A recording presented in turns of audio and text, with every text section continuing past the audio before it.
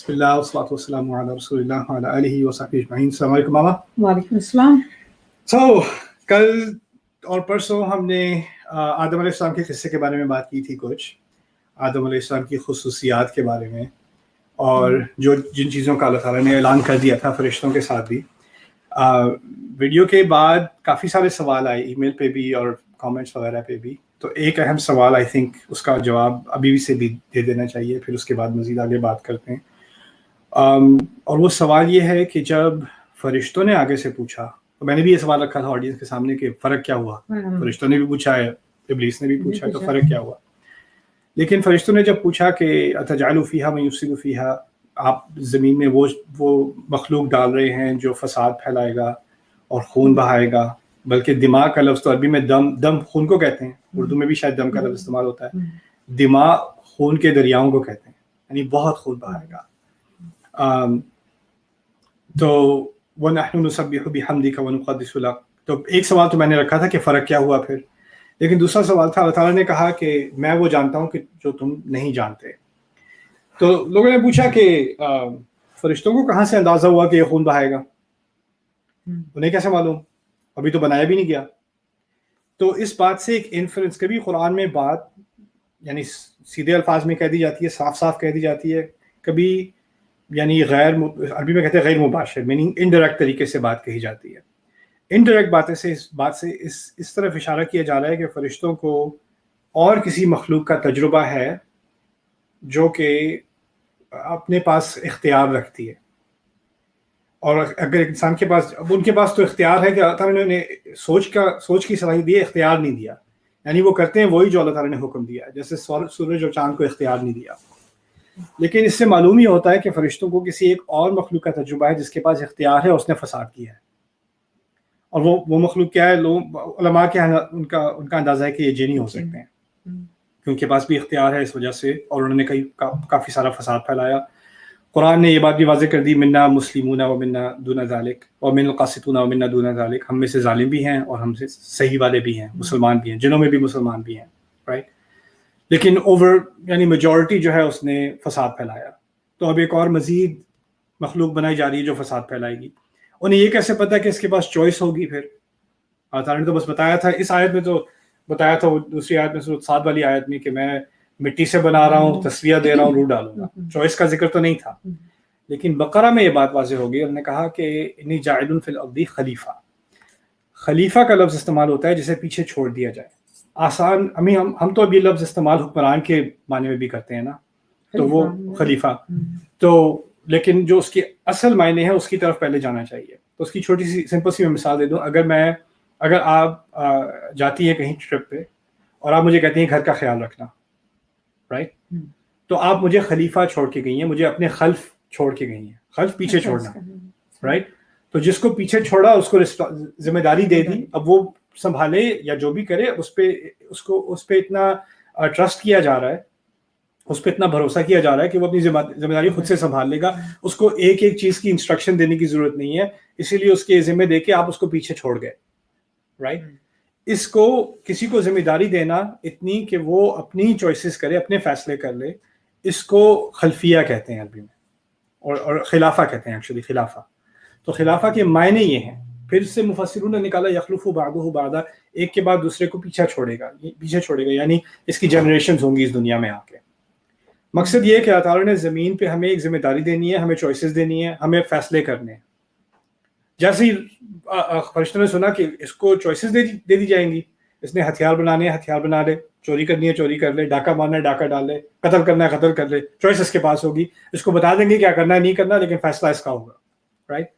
اس پہ انہوں نے اعتراض کیا کہ یہ کیسے ہو سکتا ہے، ہم نے تو صرف یہی دیکھا کہ جب جیسے ہی اختیار ملتا ہے تو فساد پھیلتا ہے. تو نئی بات سمجھ نہیں آئی. اس میں ایک آج کی قسط میں آپ کو بتانا چاہ رہا تھا کہ یہ بہت ضروری درس ہے ہمارے قرآن کا، اور وہ یہ ہے کہ سوال پوچھنے میں کوئی ممانعت نہیں ہے. ہمارے یہاں کبھی ہوتا ہے کہ اگر کسی سے آپ نے سوال پوچھ لیا تو کہیں تم ہوتے کون سوال پوچھنے والے؟ ایون ٹیچرز کہتے ہیں، رائٹ. یا تمہاری کیا حیثیت کہ تم یہ سوال پوچھو گے؟ اب میں کوئی فیصلہ کرتا ہوں، ٹھیک ہے، اور مجھ سے آ کے کوئی میرا بیٹا آ کے کہتا ہے یا کوئی कोई और आके कहता है कि आपने ये फैसला किया, क्यों किया, मुझे समझ नहीं आ रही, ये चॉइस क्यों किया आपने, ये वाला घर यहाँ पे क्यों खरीदा आपने इस कॉलेज में दाखिला क्यों किया, आपने ये क्यों किया, ये क्यों किया, राइट, मुझे समझ नहीं आ रही, इसकी तो क्या बनती है। उससे आपको पहले होगा कि मैं शायद ऑफेंडेड हो जाऊं, तुम होते कौन हो मेरे फैसले को क्वेश्चन करने वाले, अपनी औकात समझो पहले, राइट। अंदाजा करें कि अल्लाह का क्या मकाम और उसके आगे तमाम मखलूक का क्या मकाम, और अल्लाह ने बात कर दी कि मैंने ये फैसला किया है, मैं ज़मीन पे खलीफा डाल रहा हूँ, और फरिश्तों से ज़्यादा अल्लाह ताला की तकदीस को मानने वाला, उनकी बड़ाई को मानने वाला और होगा कौन। और उन्होंने जुर्रत करके क्या सवाल पूछ लिया कि आप ऐसे इंसान को डालेंगे ली युफसिदा फीहा, फसाद करेगा, ताकि क्या इसलिए कि वो फसाद करे, और इसमें लाम अल आकिबा कहते हैं, यानी फौरन ना हो कि बाद में जाकर भी फसाद ही होना है, इवेंचुअली इसकी आखिर कहानी का आखिर यही होना है कि फसाद फैलेगा। तो हमें समझ नहीं आ रही। तो इंसानों में अगर हम ये सवाल पूछते हैं तो हम कहते हैं तुम होते कौन हो पूछने वाले, ज्यादा फैलने की जरूरत नहीं है। फरिश्ते अल्लाह से पूछ रहे हैं, और अल्लाह ताला ने उनको ये नहीं कहा तुम होते कौन हो पूछने वाले। अल्लाह ताला ने पहली बात ये कही, इन्नी अअलमु मा ला तअलमून, मैं बेहतर जानता हूँ वो चीज़ जो तुम अभी नहीं जानते।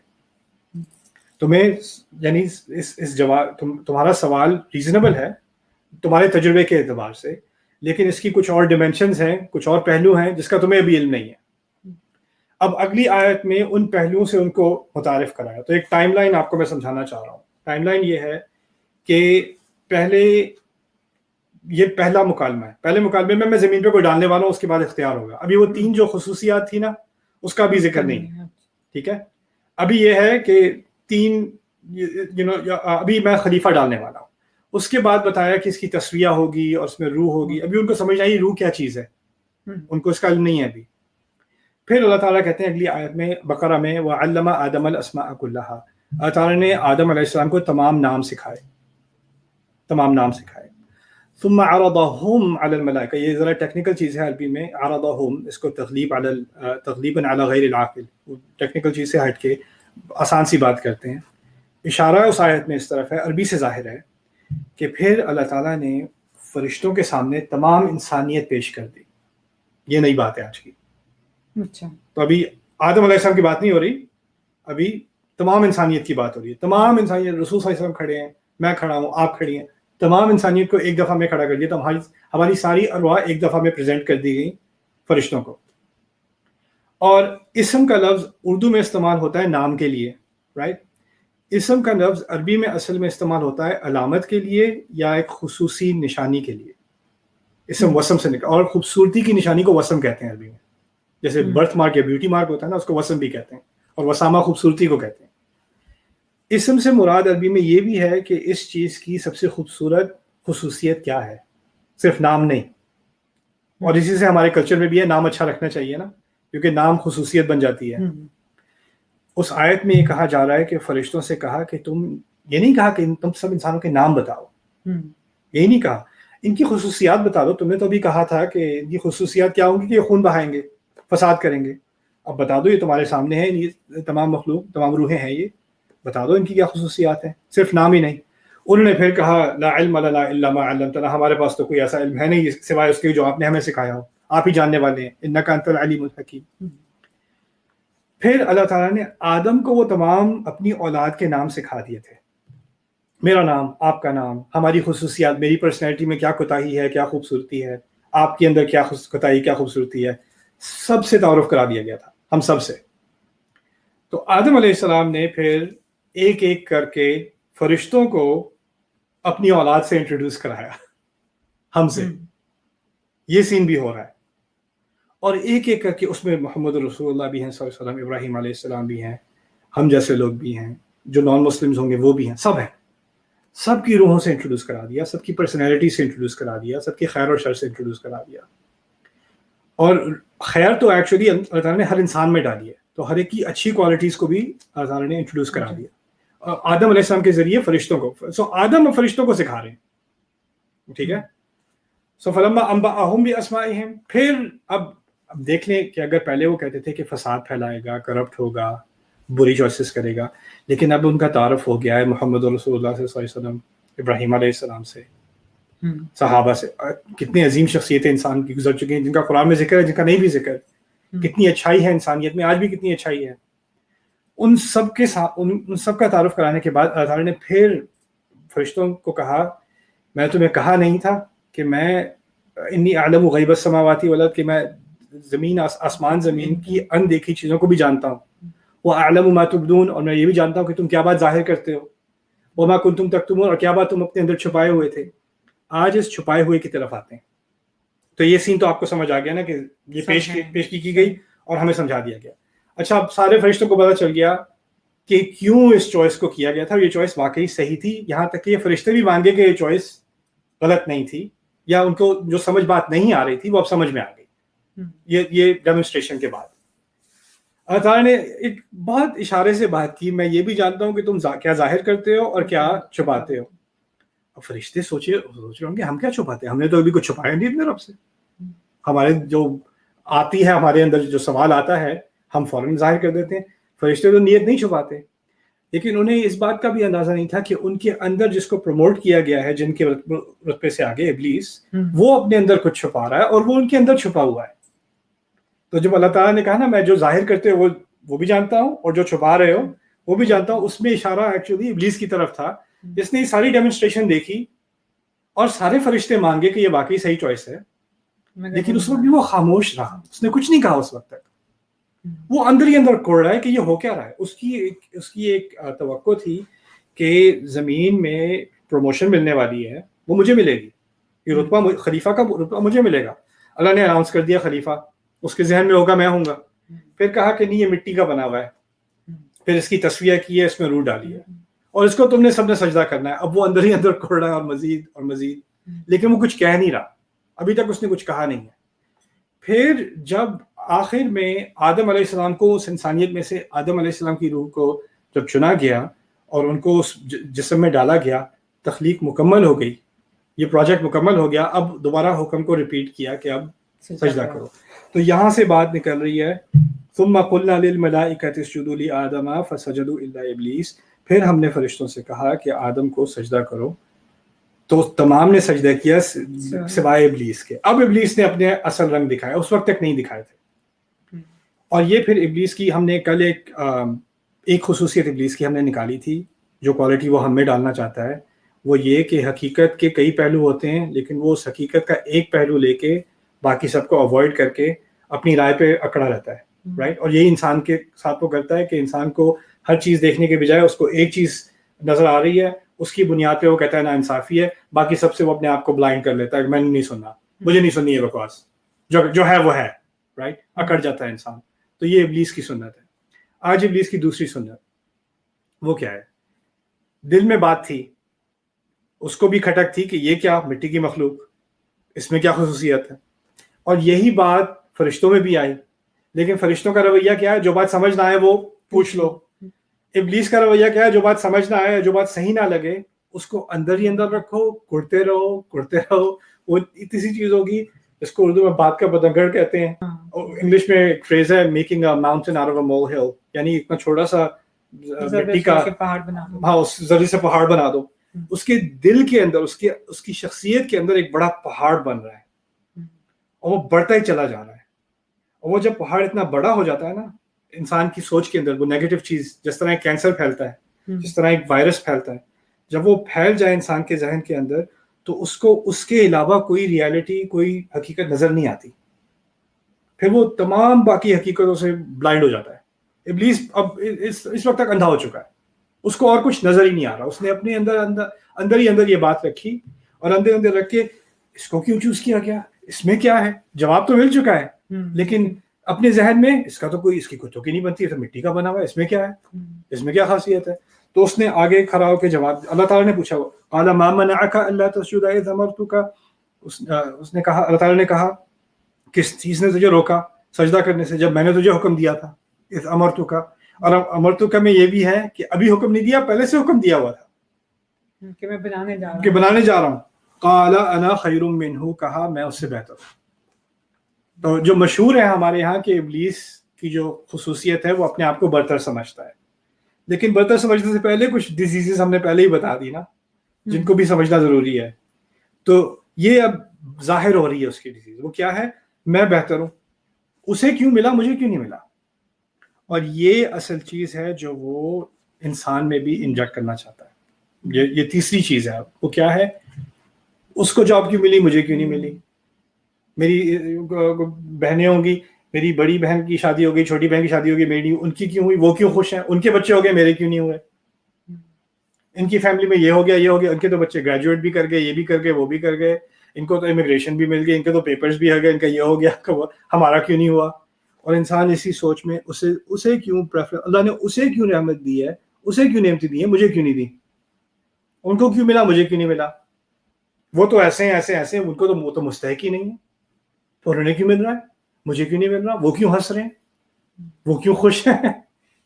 یہ جو چیز اس کے اندر ملی ہے اس پہ شاکر نہیں ہوتا نہ، اس کو جلن ہی ہوتی ہے، یہ نہیں کہ مجھے کیا ملا ہے، اس کو تکلیف ہی ہوتی ہے ابلیس کو کہ آدم کو کیوں مل رہا ہے. عجیب بات یہ ہے کہ اللہ تعالیٰ نے ابلیس سے کچھ چھینا ہی نہیں، اس کو تو اونچا مقام دیا ہوا تھا. یہاں تک کہ فرشتوں سے بات ہو رہی ہے اور جن کو بھی انکلوڈ کر دیا، اس کو ہائی کلاسیفائڈ کمپنی میں ڈال دیا. تو اس کا مقصد یہ ہے کہ اس کا جو رزق تھا، اس کو جو ملنا تھا وہ تو ملنا ہی تھا، لیکن اس نے اپنے رزق پہ فوکس کرنے کے بجائے اس کو تکلیف یہ ہو رہی ہے کسی اور کو کیوں مل رہا ہے. اور یہ اصل مرض ہے ابلیس کا. اور یہ جاتا ہے انسان میں یہ آ جائے تاکہ اس کو جو ملے، اور اس کے پاس جو دیکھیں لوگ کہتے ہیں میرے پاس اپرچونٹی نہیں ہے، میرے پاس موقع نہیں ہے، میرے پاس سہولتیں نہیں ہیں، میرے پاس وہ نعمتیں نہیں ہیں جو کسی اور کو دی گئی ہیں. بالکل ٹھیک ہے، آپ کو وہ ہائٹ نہیں دی گئی جو کسی اور کو دی گئی، آپ کو وہ رنگت نہیں دی گئی جو کسی اور کو دی گئی، آپ کو وہ ایجوکیشن نہیں دی گئی، وہ فائنینسز نہیں دی گئے، وہ ویلتھی فیملی نہیں دی گئی، آپ کو وہ بیک گراؤنڈ نہیں دیا گیا، آپ کو آپ کی پیدائش اس ماحول میں ہوئی، اس سوسائٹی میں ہوئی، آپ کو کافی ساری چیزیں آپ کو بلاک کر دی ہیں. ٹھیک ہے، ماننے کی بات ہے کہ ہر انسان کو ایکول لائف نہیں دی گئی، ٹھیک ہے. لیکن جو کچھ دیا گیا ہے نا، جو اتنا سا بھی دیا گیا ہے، اللہ تعالیٰ نے وہ جو دیا ہے نا، اس موقع کو آپ ایک دانے سے ایک پورا کھیت بنا سکتے ہیں. اللہ تعالیٰ نے آپ کو موقع دیے ہیں جو جتنا بھی چھوٹا ہو اس سے بڑی چیز اکمپلش ہو سکتی ہے. اب اس کی مثال آپ یہ دیکھیں کہ جب جن انبیاء کو اللہ تعالیٰ نے چنا ہے، جن کا دنیا پہ ابھی تک اثر ہے، ان کے پاس دنیا میں کیا تھا، ان کی زندگی میں ان کے پاس تھا کیا. ابراہیم علیہ السلام کے پاس کون سے موقع ہیں؟ گھر سے نکالے جا رہے ہیں ٹینیج عمر میں، جہاں جا کے سیٹل ہوئے وہاں آگ میں پھینکے جا رہے ہیں، رائٹ. کیا اپرچونیٹیز ہیں ان کے پاس. اللہ تعالیٰ آپ کے پاس کم سے کم موقع بھی ہونا، اس کو اگر آپ پوری طرح یوز کریں گے تو آپ کو نہیں معلوم کہ کون سے برکتوں کے دروازے کھلنے والے ہیں. لیکن انسان کیا کرتا ہے، وہ کمپیریزن میں اپنی زندگی گزار لیتا ہے. اپنے بارے میں تو سوچنا ہی نہیں ہے، اپنے بارے میں سوچنا ہے تو کسی اور کے مقابلے میں سوچنا ہے ہمیشہ ہمیشہ. یہ ابلیس کی ایک لعنت ہے جو اس نے انسان کے اندر ڈالنے کی کوشش کی ہے. تو وہ کہتا ہے انا خیر منہ، میں اس سے بہتر ہوں. کہنے کا مقصد کیا ہے؟ مجھے چننا چاہیے تھا. میں اور سجدہ کرنے کا مقصد کیا ہے؟ سجدہ نہ آدم علیہ السلام کی عبادت تھوڑی کروانی ہے. سجدے کا مقصد ہے کہ اللہ تعالیٰ نے ایک عظیم مخلوق بنائی ہے. اللہ تعالیٰ کی عظمت مانو کہ کیا عظیم چیز اللہ تعالیٰ نے بنائی ہے. جب یہ کہتا ہے کہ میں بہتر ہوں تو وہ کہنا یہ چاہ رہا ہے کہ اللہ تعالیٰ عظیم وہ ہو نہ ہو، میں اس سے زیادہ عظیم ہوں. اگر اس کی اتنی بڑائی ماننی چاہیے تو میں تو اس سے پہلے ڈیزرو کرتا ہوں، میری سینیورٹی بھی ہے. انا خیر منہ خلقتنی من نار وخلقتہ من طین، مجھے آپ نے آگ سے بنایا، اس کو تو بس مٹی سے بنایا ہے. اور یہاں بھی بڑی فلسفی بات ہے، لیکن اس بات پہ اتفاق کرتے ہیں کہ اس نے آدم علیہ السلام کی ڈیفینیشن دی ہے اب اپنی طرف سے. اس کی اپنی طرف سے آدم علیہ السلام کی ڈیفینیشن یہ ہے کہ یہ مٹی کا بنا ہوا ہے. میں نے بار بار یہ بات سب کے سامنے، آپ کے سامنے بھی رکھی تھی کہ ہم 3 چیزوں کے بنے ہیں، مٹی، بیلنس اور روح. 3 چیزیں ہیں ہمارے اندر. ابلیس کیا چاہتا ہے کہ ہمیں دیکھا جائے کس نظر سے؟ صرف مٹی سے. مٹی سے مراد کیا ہے؟ ہماری ایک جانور ایگزسٹنس ہے. جانور مٹی کے بنے ہوتے ہیں. وہ اب اس کا یہ اس کے دماغ میں ہماری حیثیت اس سے زیادہ ہو ہی نہیں سکتی. اب اس کا مقصد یہ بن گیا، یہ مقاصد ہیں سارے ابلیس کے. جو فیلنگ اس کو آتی ہے وہ ہم میں ڈالنا چاہتا ہے، رائٹ. اندر ہی اندر کرتا ہے، وہ چاہتا ہے ہم بھی اندر ہی اندر کریں. اس کے دماغ میں کسی کے خلاف ہے، کچھ کہنا چاہیے، نہیں کہے گا، اندر ہی رکھے گا. پھر جب کسی کی بہتری ہوگی اس کو برا لگے گا, وہ چاہتا ہے ہمیں برا لگے کسی کے ساتھ کوئی اچھا ہو رہا ہے. ہمارے کلچرز میں کیا ہو گیا ہے اب کہ اگر کوئی کامیاب ہونے لگے فیملی میں, محلے میں, ملک میں, کوئی کسی بھی کامیابی پہ پہنچے, گریجویٹ ہو جائے, کسی کی پروموشن ہو جائے, کسی کے کوئی کامیابی آ جائے تو فوراً تنقید شروع,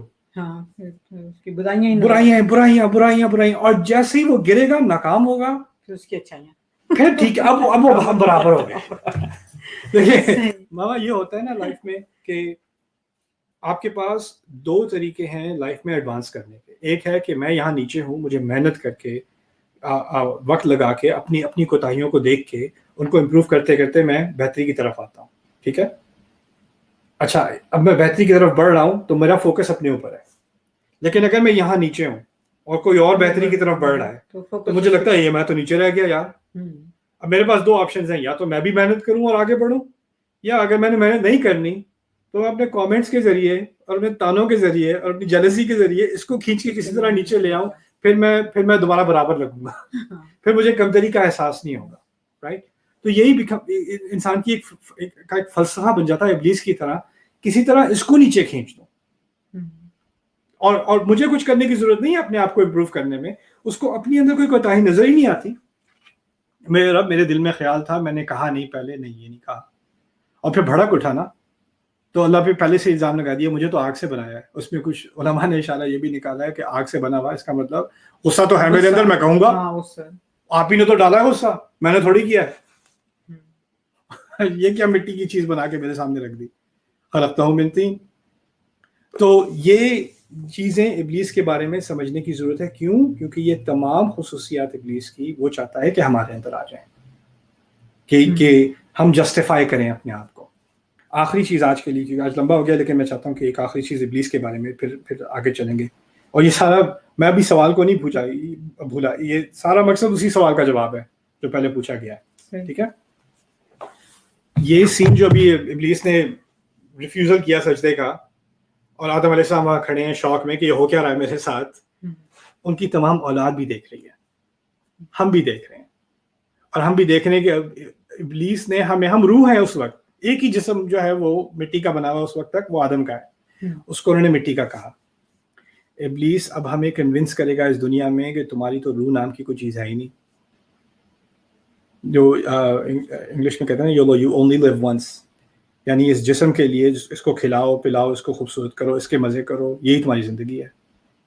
اور وہ کیوں؟ اور جب انسان اس کو ایکسیپٹ کر لے گا تو اس نے ابلیس کی ڈیفینیشن ایکسیپٹ کر لی کہ میں بنا ہی مٹی کا ہوں, میری اس سے آگے کوئی حیثیت ہے ہی نہیں. تو یہ جو مٹیریلسٹ فلسفہ ہے, یا جو ایک طرح سے اسپرچویلٹی کے خلاف ہے, کہ یہ روح اور روحانیت اور یہ کیا چیزیں ہیں یار, یہ چیزیں تمہیں پیچھے لے کے جاتی ہیں. رائٹ, تو یہ تمام فلسفہ جس میں ہم اپنے آپ کو بس ایک ایڈوانس قسم کا, ایوالو قسم کا جانور سمجھتے ہیں, اس سے زیادہ کچھ نہیں ہے.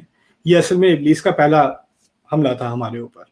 انا خیر منہ خلقتنی من نار وخلقتہ من طین. اور پھر امام راضی نے ایک مزے کی بات کی تھی, میرا خیال ہے امام راضی نے, میں ڈبل چیک کروں گا بعد میں جا کے. وہ کہتے ہیں کہ مٹی اور آگ کا عجیب رشتہ ہے کہ جب آگ بڑھتی ہے تو اس پہ مٹی ڈالو تو آگ ختم ہو جاتی ہے. یعنی تین کے اندر ہی ابلیس کو کانکر کرنے کا عنصر تھا شروع سے ہی. اصل میں مٹی کی ایک طاقت یہ ہے, اور مٹی میں اگر آگ لگاؤ زیادہ تو مٹی پک جاتی ہے, اور اس کو کنسٹرکشن کے لیے بھی استعمال کر سکتے ہیں. یعنی آگ سے مٹی برباد ہونے کے بجائے آگ سے مٹی اور پکی ہو جاتی ہے, اس کو وہ برباد نہیں کر سکتی. وہ جتنا بھی ابلیس حملے کر لے, اگر مٹی کا صحیح استعمال کیا جائے تو وہ برباد نہیں ہوتی بلکہ اور استعمال میں آ جاتی ہے. رائٹ, تو یہ ہماری اس کی جو دشمنی ہے اس کی طرف بھی ایک بڑا خوبصورت اشارہ ہے ان الفاظ میں. انشاءاللہ اس کے بعد تھوڑی اور بات ہوگی. فرشتوں کے بارے میں بھی کچھ بات کر لی, ایک دو چیزیں رہ گئی ہیں جو بہت اہم ہے, پھر اس کے بعد آگے کہانی قصے میں چلیں گے انشاءاللہ.